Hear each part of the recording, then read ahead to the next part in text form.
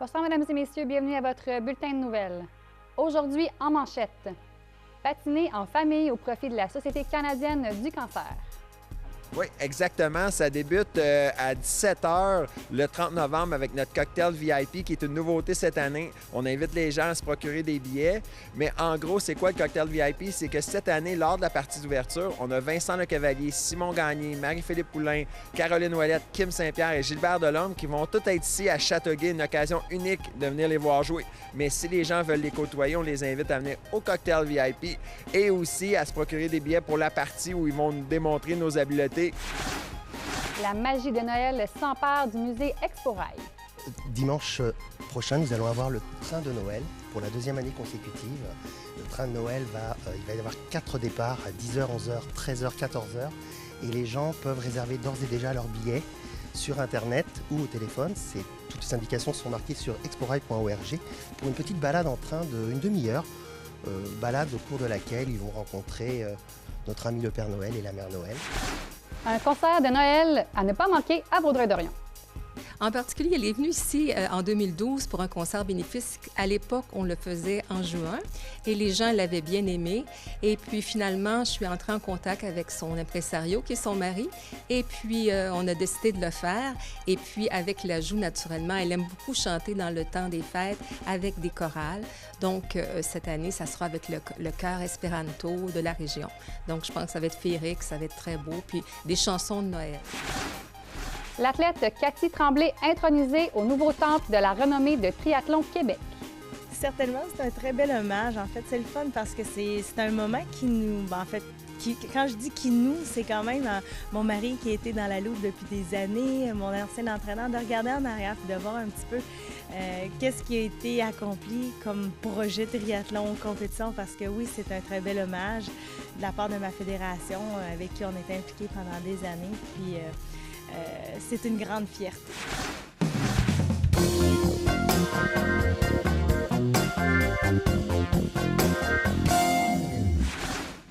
Les 30 novembre et 1er décembre, le Centre multisport de Châteauguay accueille l'événement 24 heures pour la vie, une collecte de fonds pour la Société canadienne du cancer.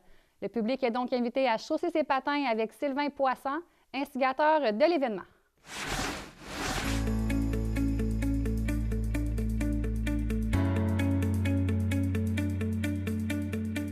Bonjour Sylvain, on est en direct de la glace ici, ça va bien? Ça va super bien. Écoute, on est ici pour parler de la 4e édition d'un événement assez connu dans la région, mais là, il y a plusieurs volets qui se sont ajoutés. Parle-moi un peu, c'est un événement qui a lieu le 30 novembre et 1er décembre. Oui, exactement. Ça débute à 17h le 30 novembre avec notre cocktail VIP qui est une nouveauté cette année. On invite les gens à se procurer des billets.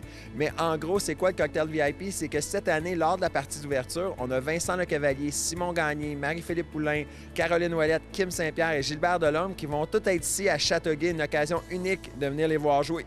Mais si les gens veulent les côtoyer, on les invite à venir au cocktail VIP et aussi à se procurer des billets pour la partie où ils vont nous démontrer nos habiletés. Honnêtement, mes joueurs ont peur un peu de se faire déjouer par Marie-Philippe Poulain et Caroline Ouellette. C'est des femmes, mais ils ont joué à un niveau international. C'est sûr qu'ils vont être... Moi, je leur ai dit, les gars, c'est sûr que vous faites clencher. C'est sûr qu'ils sont meilleurs que nous autres. Mais l'idée là-dedans, c'est de faire une activité qui va aller à la bonne cause, qui est bien sûr pour la Société canadienne du cancer. Bonjour, je m'appelle Caroline Ouellette. J'ai le plaisir de faire partie de l'équipe des légendes du hockey canadien qui affrontera l'équipe du 24 heures sur glace le vendredi 30 novembre prochain au Centre multisport de Châteauguay. Parle-moi, il y a d'autres nouveautés aussi. On a Patine pour la vie, un autre grand nom qui va être là.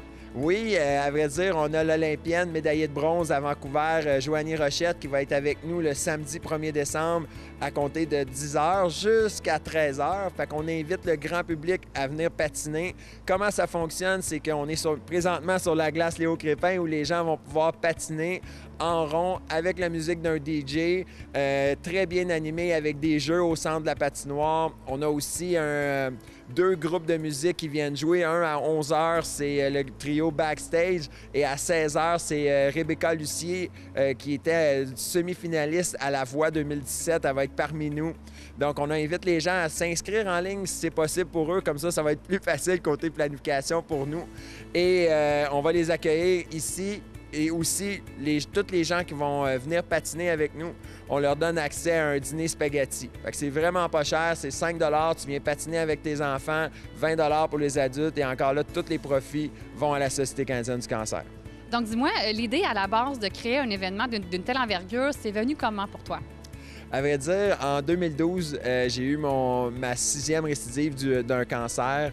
J'ai eu mon premier diagnostic en 2006 ici à l'hôpital Anna-Laberge. C'est un cancer de la peau métastasique. J'ai été traité aux États-Unis. Quand je suis revenu ici, je disais, OK, qu'est-ce que je peux faire pour aider mon prochain, pour que les gens diminuent les chances d'avoir un cancer de la peau? Parce qu'on sait que 90 % des cancers de la peau sont dus à une surexposition au soleil. Fait que dans mes événements, bien, les gens, j'en fais un à Candiac, j'en fais un ici, les gens commencent à comprendre le principe, puis on s'assure de remettre une feuille à chacun des participants, de dire, regardez, c'est pour ça qu'on est là, de l'expliquer. Fait que je remercie aussi la vitrine là, de l'occasion de pouvoir en parler en ce moment.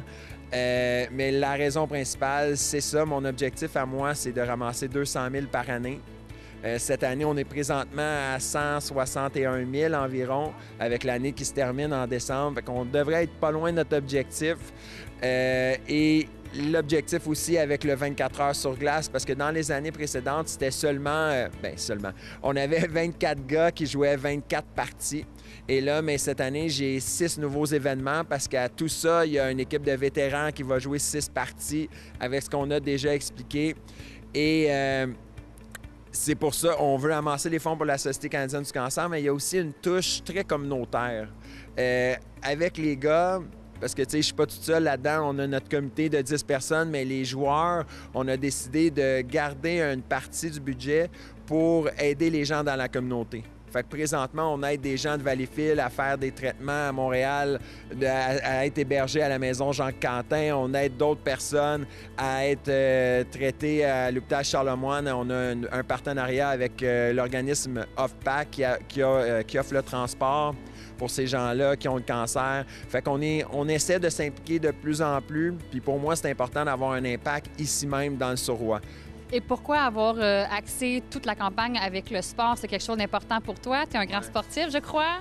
Oui, bien, dans la maladie, la seule chose qu'on contrôle, c'est qu'est-ce qu'on pense, puis comment qu'on est physiquement. Tu sais, oui, qu'est-ce qu'on mange, pour moi, ça va là-dedans aussi, mais je faisais mes traitements d'interleukine, je courais, je faisais de l'interféron, je courais. J'ai jamais vraiment arrêté de jouer au hockey. Puis à un moment donné, les gars me disaient, tu sais, Sylvain, pourquoi tu joues au hockey avec le gros sourire? Je dis, bien, honnêtement, hier, j'étais en chimio, puis aujourd'hui, je suis super content d'être avec vous autres puis de jouer au hockey, tu sais. Fait que ça a été la seule fois qu'on en a parlé, mais tu sais, pour moi, le sport, c'est un moyen de vivre, de me sentir vivant, puis d'organiser des activités avec des gens remplis de vie qui se dépassent à travers, tu sais, l'année passée, on a amené un groupe de Québécois au camp de base de l'Everest. On s'est tous dépassés dans ce trek-là, mais d'avoir, je sais pas, les gens ont une énergie spéciale à travers le sport. Puis même si j'ai le diagnostic, ça définit pas nécessairement ma vie. C'est moi qui choisis ce que je fais avec, puis moi, j'ai choisi le sport. Des très bonnes nouvelles. Donc, on invite les gens à venir en grand nombre pour soutenir la cause qui te tient à cœur et qui tient à cœur à plusieurs personnes. Donc, un rendez-vous sur le site Internet. Oui, www.24heurpourlavie.com. Les gens peuvent avoir accès aux billets, s'inscrire pour le patine pour la vie. Et aussi, il me reste 5 places pour le hockey à relais. Dans cette activité-là, on regroupe 60 joueurs que je divise en 2 équipes qui vont jouer 12 parties chacun. Fait que c'est un défi pour les amateurs de hockey. Et si jamais il y a des filles qui nous regardent, bien, il me reste une équipe féminine à trouver à 11h45 le samedi. Ça serait le fun de tout combler ça. Let's go les filles, on est capable. Bien, merci beaucoup d'avoir été avec nous. On vous souhaite un très bon succès pour l'événement. Merci beaucoup. Bonjour tout le monde, ici Vincent Lecavalier. J'ai le plaisir de vous annoncer que je participerai au match d'ouverture du week-end 24 heures sur glace qui sera présenté vendredi le 30 novembre au Centre multisport de Châteauguay. L'Expo Rail de Saint-Constant arbore déjà ses décorations de Noël et propose de nombreuses activités festives aux petits et aux grands. Nous nous sommes déplacés pendant la préparation des décors afin d'en apprendre davantage sur la programmation du temps des fêtes.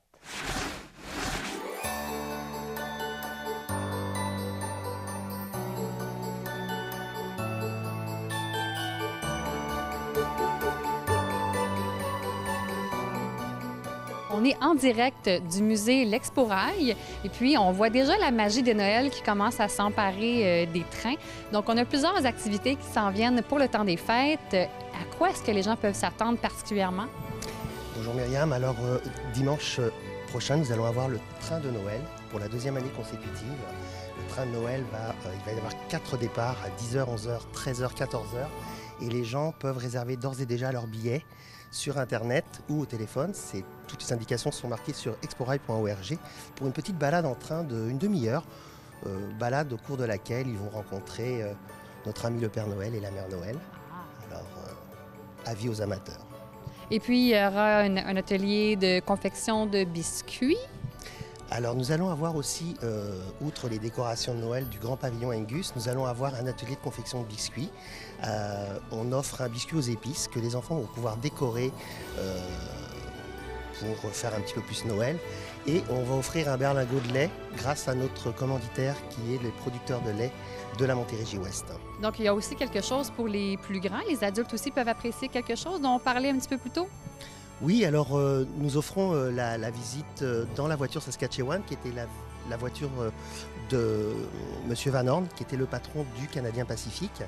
Et c'était sa voiture d'affaires, sa voiture privée avec laquelle il sillonnait tout le Canada pour vérifier un peu l'état du chemin de fer. Et à l'occasion du Noël ferroviaire, nous avons décoré la voiture dans l'esprit des fêtes du Noël victorien. Alors c'est quelque chose à ne pas manquer. Il y aura des petites anecdotes qui seront délivrées à ce niveau-là et ça sera l'occasion pour les gens de monter à bord d'un véhicule qui n'est pas toujours ouvert au public dans l'année.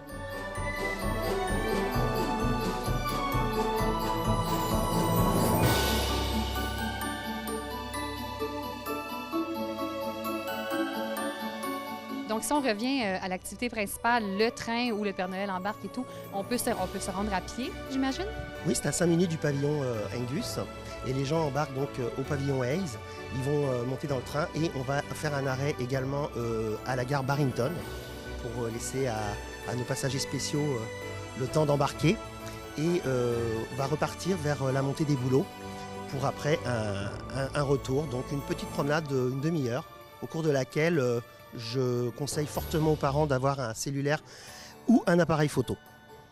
Dis-moi, moi j'ai vu une belle grande chaise là-bas. Est-ce que c'est pour quelqu'un de spécial? Oui, alors on parlait du visiteur, des passagers spéciaux de dimanche prochain pour le train de Noël. Il se trouve que nos passagers spéciaux vont être là aussi toutes les fins de semaine, les samedis et dimanches. Alors on va demander aux enfants évidemment d'écrire leur lettre au Père Noël, de l'envoyer dans le wagon postal et de venir le rencontrer les samedis et dimanches à différents horaires. Tout est sur exporail.org. La Mère Noël va accompagner son ami et je pense qu'il y aura là encore l'opportunité de faire des belles photos et de mettre ça sur les réseaux sociaux. Excellent. Puis tant qu'à faire, pourquoi pas visiter le marché de Noël qui a lieu dans la même bâtisse? Oui, début décembre. 7, 8 et 9 décembre, on a la ville de Saint-Constant qui organise un marché de Noël victorien dans les salles en haut. Donc c'est l'occasion de venir faire ses emplettes et pourquoi pas de compléter sa journée en venant aussi faire une visite à Exporail, de la Grande Galerie et autres. Donc... Tout à fait. Très bonne idée.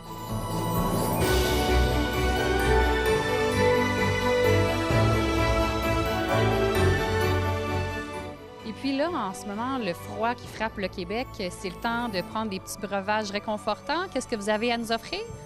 Alors, on offre un service de thé à compter du 16 décembre. C'est sur réservation uniquement. Il y a 2 tables, en fait, qui sont dans la voiture Canada, une de 5 et une de 4 personnes. Donc, on invite là encore les gens à réserver à l'avance. Il y a un tarif spécial pour cela, exporail.org. Et on va raconter un peu quelques anecdotes dans la voiture Canada, qui était la voiture de Hayes. Monsieur Hayes, c'était le patron du Grand Tronc. Et on l'a retrouvé mort dans la tragédie du Titanic, dans les glaces, grâce à sa montre à gousset. Alors, c'est l'occasion aussi de prendre un thé dans la pure tradition anglaise, avec le thé orange pécoué et des pâtisseries maison. Alors, il y aura un steward qui va les recevoir et leur délivrer tout plein d'anecdotes. Très intéressant et un moment à passer dans l'intimité, entre dames, en famille, ou plus pour les 13 ans et plus, je dirais. Donc, c'est le moment de faire le plein de confort, de chaleur et d'histoire. Tout à fait. Bien, merci beaucoup. Donc, on va voir la programmation sur votre site Internet. exporail.org. Excellent, merci. Chaque année, la période des fêtes est synonyme de concert de Noël pour la Maison Tressler. L'établissement patrimonial de Vaudreuil-Dorion tiendra son concert bénéfice le 6 décembre. Louise Leblond-Vallée, directrice générale de l'organisme, nous en dit plus sur cet incontournable de la région. Now I've heard there was a secret chord that David played and pleased the Lord, but you don't really care for music, do you? Donc, on est à la Maison Tressler ici avec la directrice générale, Mme Louise Leblond-Vallée. Donc, on va parler du concert de Noël. C'est un incontournable qui revient encore cette année. Donc là, vous avez choisi la chanteuse Giorgia Fumanti. Pourquoi cette dame-là en particulier? En particulier, elle est venue ici en 2012 pour un concert bénéfice. À l'époque, on le faisait en juin et les gens l'avaient bien aimé. Et puis finalement, je suis entrée en contact avec son impresario, qui est son mari. Et puis, on a décidé de le faire. Et puis, avec l'ajout, naturellement, elle aime beaucoup chanter dans le temps des fêtes avec des chorales. Donc, cette année, ça sera avec le chœur espéranto de la région. Donc, je pense que ça va être féerique, ça va être très beau. Puis, des chansons de Noël. Alors, son nouveau disque, c'est Lumière de Noël. Donc, je pense que ça va être vraiment très, très beau à l'église Saint-Michel. Elle sera avec 3 musiciens. Alors, on a bien hâte. Souvenir de douce nuit de Noël, les yeux vers le ciel, que ce jour béni soit encore aujourd'hui. Puis on peut s'attendre à quelqu'un, on en parlait un peu plus tôt, c'est une fille très, très sympathique, très chaleureuse et qui a une petite, mais qui a une grande voix, c'est ça? Oui, elle est très délicate, elle est très jolie et puis elle a toujours des tenues somptueuses et puis elle a une voix d'ange, c'est céleste quand elle chante. C'est comme si on parle tout simplement. On se demande comment une si petite personne peut avoir une voix si puissante. Alors, c'est exceptionnel. C'est une Italienne, mais qui vit maintenant ici au Québec. Alors, elle fait beaucoup de concerts et surtout dans le temps des fêtes, elle en fait beaucoup à Saint-Sauveur, un peu partout dans les églises. Et puis pour le répertoire, à quoi est-ce qu'on peut s'attendre? Elle va faire des chants de Noël, le fameux Alléluia. Elle va aller publier des chansons, des chants connus de son dernier album.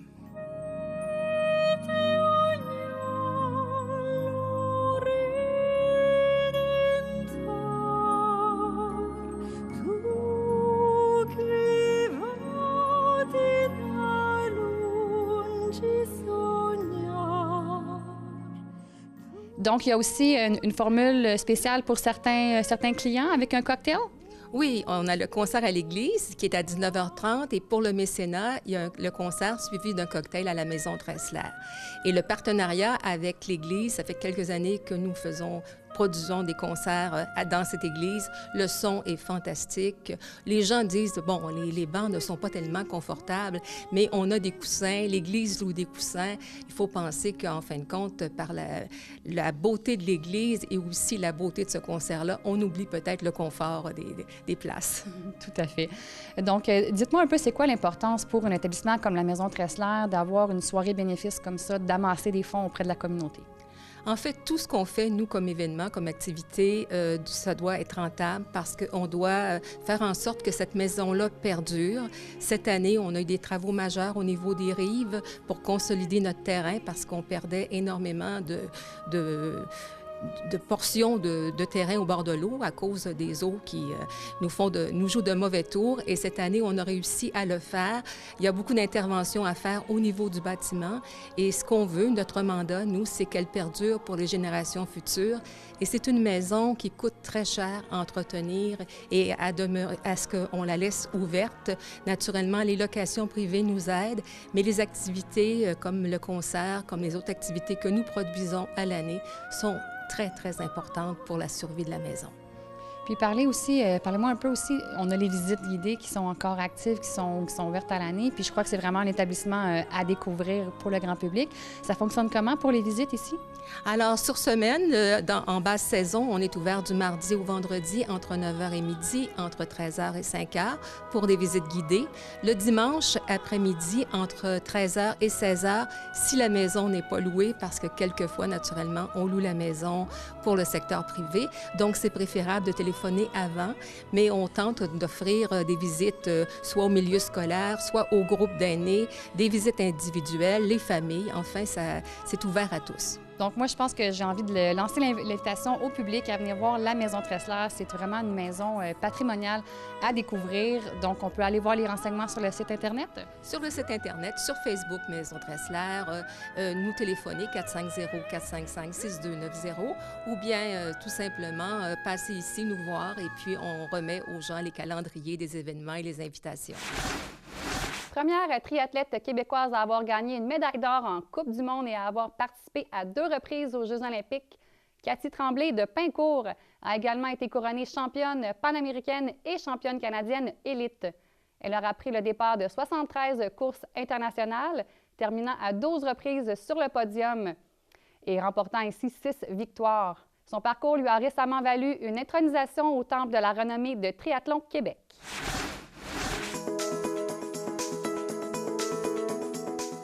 Donc, on était avec Cathy Tremblay, une Olympienne qui a été récemment intronisée. Dis-moi, tu as eu un bel hommage quand même par Triathlon Québec? Certainement, c'est un très bel hommage. En fait, c'est le fun parce que c'est un moment qui nous... quand je dis qui nous, c'est quand même mon mari qui a été dans la loupe depuis des années, mon ancien entraîneur, de regarder en arrière et de voir un petit peu qu'est-ce qui a été accompli comme projet triathlon compétition, parce que oui, c'est un très bel hommage de la part de ma fédération avec qui on était impliqués pendant des années. Puis c'est une grande fierté. Est-ce que ça te manque un peu cet environnement-là de triathlon, la grosse activité, la pression et tout? En fait, le triathlon ne me manque pas nécessairement parce que c'est comme on dit « been there, done that ». Le truc, c'est que je trouve ça toujours un très beau sport. Maintenant, c'est comment je vois le triathlon dans mon quotidien, c'est vraiment, en fait, en regardant mes enfants, puis maintenant, ça va être de passer le flambeau. Puis c'est sûr que quand ils vont grandir, ils vont certainement toucher au triathlon. De façon quotidienne, mais moi, je touche au triathlon une épreuve à la fois, aller porter les enfants à la course à pied, à l'école, les trucs comme ça. Mais je reste quand même impliquée encore une fois avec ma Fédération de Triathlon Québec parce que je reste active dans mes projets personnels et professionnels, puis ça nous amène à travailler encore ensemble, même si je ne fais plus nécessairement de triathlon. Puis, outre la course à pied et tout, les petites activités quotidiennes, est-ce que tu as entrepris d'autres passions pour le sport récemment? Bien oui, on est tellement chanceux aujourd'hui. On est dans le dojo de mon nouveau, je dis sensei. Mais en fait, c'est même pas par rapport à moi. C'est mes enfants qui ont commencé à faire du karaté. Karaté de Lille, dans le fond, c'était vraiment de découvrir un nouveau sport. C'est développement des habiletés motrices aussi pour les enfants, puis d'essayer des trucs nouvelles. Puis on est dans son dojo aujourd'hui. C'est aussi une activité que j'ai essayé moi-même, donc d'apprendre quelque chose de complètement nouveau qui m'était complètement, complètement nouveau, quoi. C'était des notions que je connaissais pas, puis maintenant, j'adore vraiment, j'aime la mentalité, super bon leader.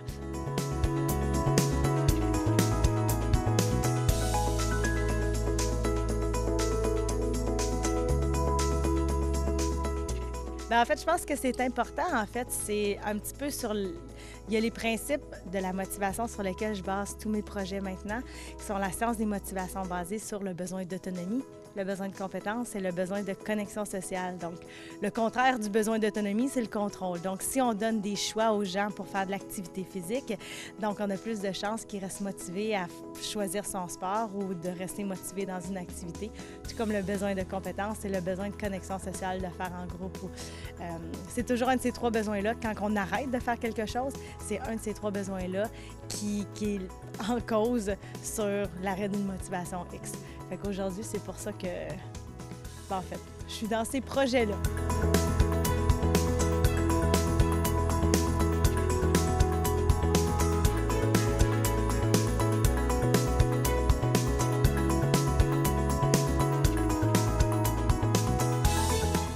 projet qui s'appelle Bouge Bouge. Il y a des activités qui s'en viennent. Ça ressemble à quoi, au juste, la principale activité qui s'en vient prochainement? La prochaine... En fait, pour mettre en contexte, Bouge Bouge, c'est un organisme d'économie sociale qui lutte contre le décrochage physique auprès des adolescents, des jeunes familles et des retraités, basé sur le concept de la science des motivations. Donc, il y a plusieurs psychologues qui travaillent avec nous pour s'assurer que tout le concept reste en lien avec cette science-là des motivations. Et on développe des activités. Donc, on en a 6 cette année. La prochaine, c'est la Bouge Bouge 5 km Montréal souterrain. Donc, c'est un 5 km dans les souterrains de Montréal. Mais à l'arrivée, il va y avoir aussi d'autres activités, de la danse, du pound, du bootcamp, des trucs comme ça, encore une fois, pour donner des choix aux gens de bouger. Mais c'est une grosse activité. On attend près de 2000 participants pour cette première édition-là.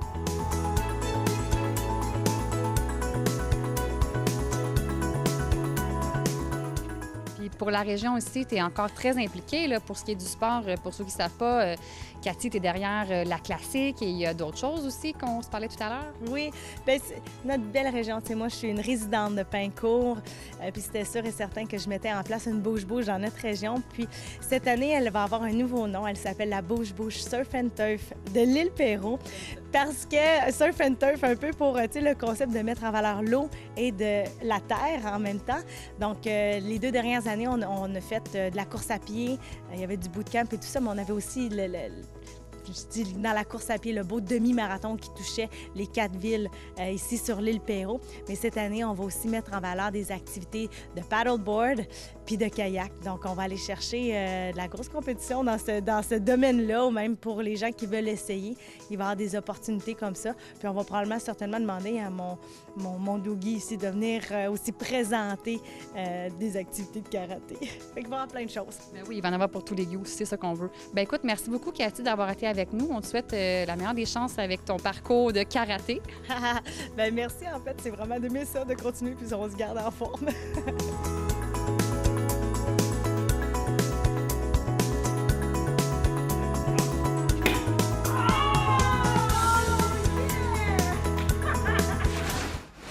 Maintenant, pour vos brèves.